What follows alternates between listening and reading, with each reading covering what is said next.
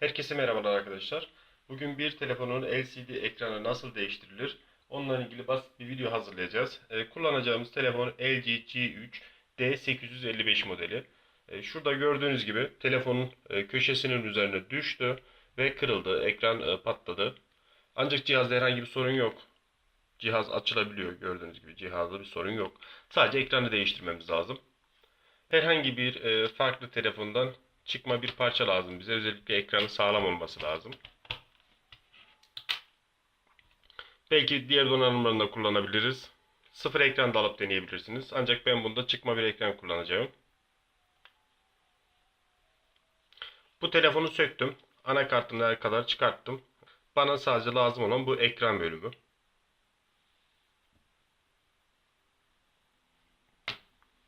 Biz şimdi diğer telefonu sökmeye başlayalım.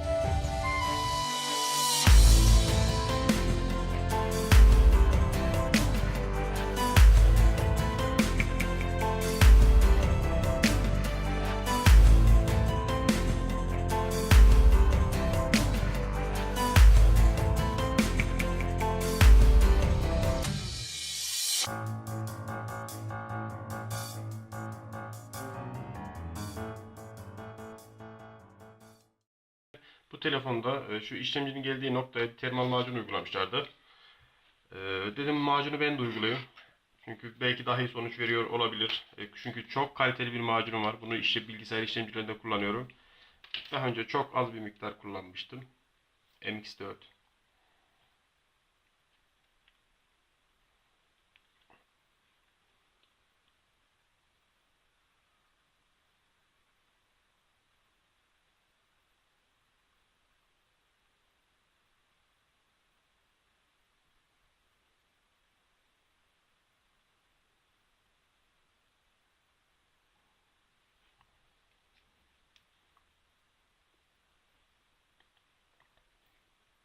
Bu kadar fazlasıyla yeterli olacaktır.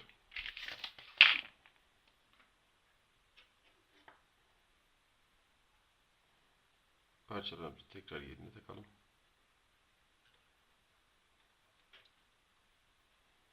Macunun olduğu yere işlemciyi oturtturduğum zaman kaydırmamam lazım. Sadece üzerine oturtup düz bastırabilirsem daha iyi bir sonuç alacağım.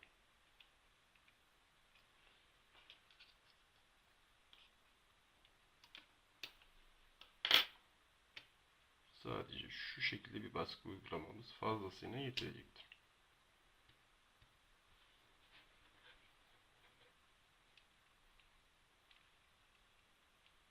Cihazı toplayabiliriz. Şu an herhangi bir sorunu gözükmüyor.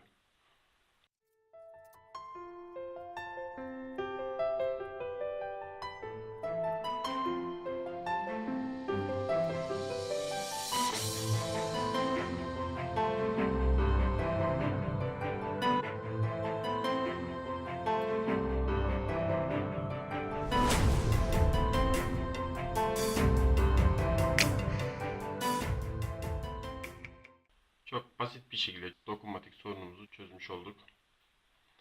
Sadece şu diğer arızalı cihazı ekranı için 100 lira gibi bir rakam aldım. Burada bana kalan ne oldu? Benim telefonumun ön selfie kamerası bozuktu daha önceden. Ön selfie kamerası da düzelmiş şu an. Şu şekilde görebiliyor musunuz?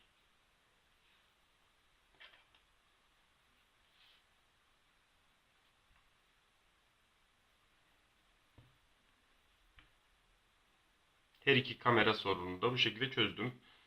Sadece kamerayı alacak olsam 50 liraya satılıyor. Ya da sadece ekran orijinal alacak olsam 250-300 liraya satılıyor. Zaten telefonun ederi o kadar değil. Çok eski bir cihaz. Ben bu telefonu direkt çöpe atmaktansa onarmayı tercih ettim. Bunda bir video çekerek size nasıl yapıldığını göstermeye çalıştım. Şu an cihazımız tamam. Açılıyor. Herhangi bir sorun yok. Ben bunu sadece şu an kapatıp e, tüm vidaları düzgün bir şekilde takacağım.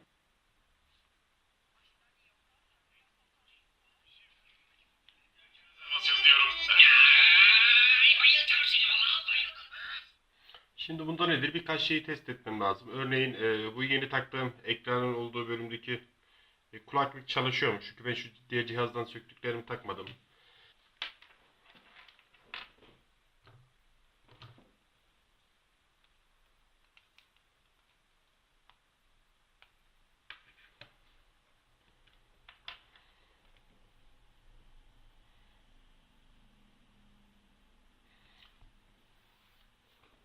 Kulaklık da sağlam. Herhangi bir sorun gözükmüyor.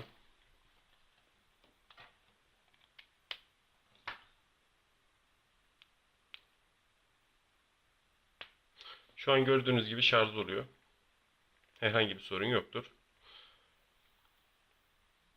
Şebekesi gözükmüyor çünkü şu an içerisinde hat takılı değil. Zaten anakart kullandığım kendi sağlam telefonumun anakartı olduğu için şebeke görmeme gibi bir sorun çıkaracağını zannetmiyorum. Yine ekranın montajını da yapalım. Telefonu kapatıp. Sonrasında diğer donanımlarını kontrol ederiz.